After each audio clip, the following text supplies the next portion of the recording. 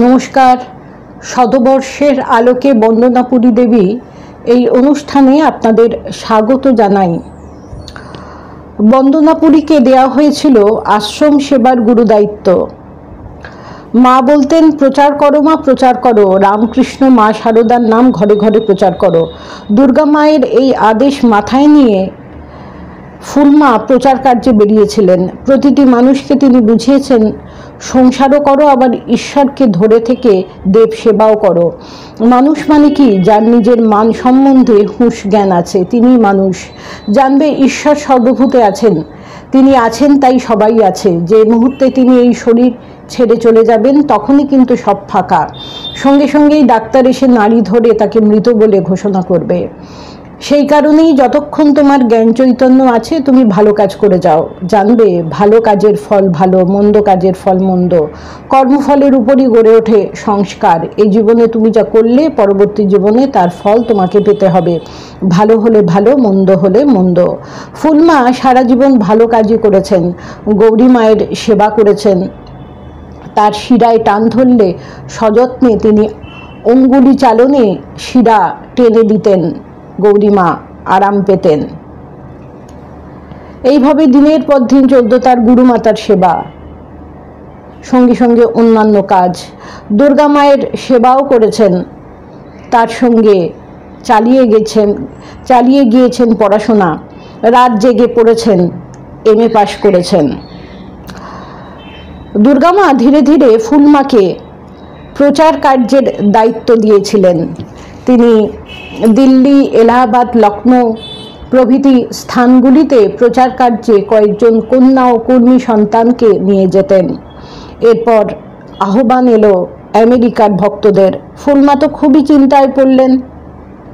এত খরচ কে দেবে? প্রথমে রাজি হননি, তারপর সেখানকার ভক্তদের অনুরোধে তিনি রাজি হলেন। বিশেষ করে মিস্টার নেইল ফেল্ডম্যান দায়িত্ব দিয়ে বললেন, আমি আছি, কোনো চিন্তা করবেন না, সবই ঠিকমতো হয়ে যাবে। হলো তাই। নির্বিঘ্নে কেটে গেল কোথা দিয়ে সেখানকার দিনগুলি। ওখানকার মানুষজন লোককে আপন করে নিতে জানে। ফুলমা ছিলেন বহু গুণাবলীর অধিকারিণী। রবীন্দ্রনাথ ছিলেন তার অত্যন্ত কাছের মানুষ। তার সব কিছুই ভালো লাগত ফুলমার, বিশেষ করে তার সঙ্গীত, গল্পগুচ্ছ, রচনাবলী। তার লিখিত প্রত্যেকটি সঙ্গীত ছিল ঈশ্বরকে নিবেদিত। এবার নীরব করে দাও হে তোমার মুখর কবিরে। রবীন্দ্রনাথের মানসিকতায় ধরা পড়েছে তার ঈশ্বরের প্রতি ঐকান্তিক ভালোবাসা। যেমন তার লিখিত গানের মধ্যে দেখা যায় তার প্রগাঢ় ভালোবাসা ঈশ্বরের প্রতি। ধায় যেন মোর সকল ভালোবাসা প্রভু তোমার পানে। এটি পরম পূজ্যপাদ ভূতেশানন্দজি মহারাজের অত্যন্ত প্রিয় গান। আবার রবীন্দ্রনাথ লিখেছেন, শ্রাবণের ধারার মতো পড়ুক ঝরে, কিংবা চরণ ধরিতে দিও গো আমারে, নিও না সরায়। রবীন্দ্রনাথের ভাব ও ভাবনা যে কত উচ্চ স্তরের সেটি পরিমাপ করার বাইরে। ফুলমা চিরদিনই রবীন্দ্রনাথের ভক্ত। তার প্রতি তার গভীর অনুরাগ ছিল। রবীন্দ্র সাহিত্য তার প্রিয় ছিল। সেই জন্যে তিনি শারদেশ্বরী আশ্রমের অধিকাংশ অনুষ্ঠানগুলি রবীন্দ্র রচনাবলী থেকে নিয়েই আশ্রমের শিশুকন্যাদের দিয়ে মঞ্চস্থ করতেন। যেমন রবীন্দ্র রচনাবলীর তাসের দেশ বা বাল্মীকি প্রতিভা।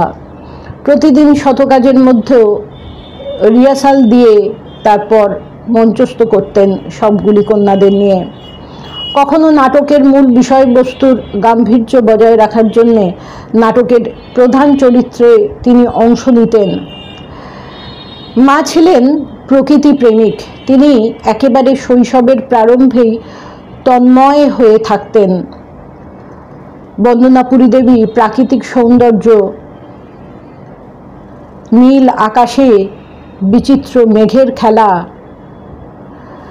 এসব দেখে তার মনে হতো প্রকৃতি যেন হাতছানি দিয়ে তাকে ডাকছেন শৈশবের মধুর খেলার দৃশ্যগুলি উপভোগ করার জন্যে। শৈশব থেকেই ফুলমার প্রয়াস ছিল প্রাকৃতিক পরিবেশকে নিজের চরিত্রের মধ্যে মিশিয়ে নেওয়া। সর্বোপরি শৈশব থেকেই তার ছিল সমস্ত দিকে লক্ষ্য। সঙ্গীত প্রিয়তা ছিল তার চরিত্রের একটি বৈশিষ্ট্য। রবীন্দ্রনাথের গানগুলি তার যেন নিজস্ব সম্পদ। সুরের দিকে ছিল তার খুব লক্ষ্য, সুর যেন একটুও ভুল না হয়। অনুষ্ঠান করবার সময় তার সব দিকে ছিল তীক্ষ্ণ দৃষ্টি, অনুষ্ঠানটি যেন সর্বাঙ্গ সুন্দর হয়। ফুলমার সূক্ষ্ম দৃষ্টিতে সমস্ত ফাঁকি ধরা পড়ত, কেউ তাকে ফাঁকি দিতে পারতেন না। তার দৃষ্টি ছিল এমনই প্রখর, অনুভব যন্ত্রটি ছিল অতি সূক্ষ্ম।